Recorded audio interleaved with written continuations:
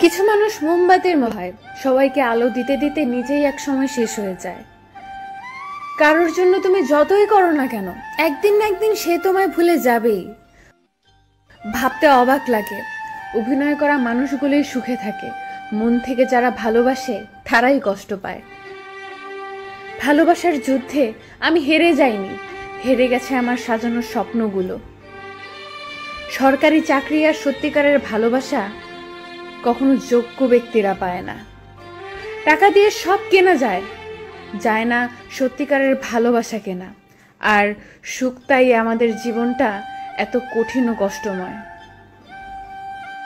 যে ভালোবাসার পেছনে কোনো উদ্দেশ্য বা স্বার্থ থাকে না, সেটাই খাঁটি ভালোবাসা।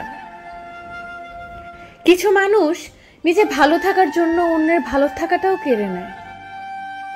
সবাই বলে অপেক্ষা করো, ভালো কাউকে পাবে। তবে সত্যিটা হলো, যাকে চাই তাকে আর পাবো না। কান্নার জল সবাই দেখে, হৃদয়ের কষ্ট কেউ দেখে না। পাওয়ার আনন্দ কিছুদিন থাকে, কিন্তু না পাওয়ার বেদনা সারা জীবনেও ভোলা যায় না। যদি জানতাম আমার কষ্টের কারণ হবে তুমি, তবে সত্যি বলছি তোমাকে কখনোই আসতে দিতাম না আমার জীবনে।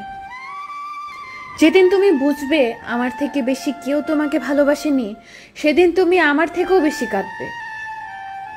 একমাত্র তোমাকেই সত্যিকারের ভালোবেসেছিলাম এবং আজীবন বাসবো।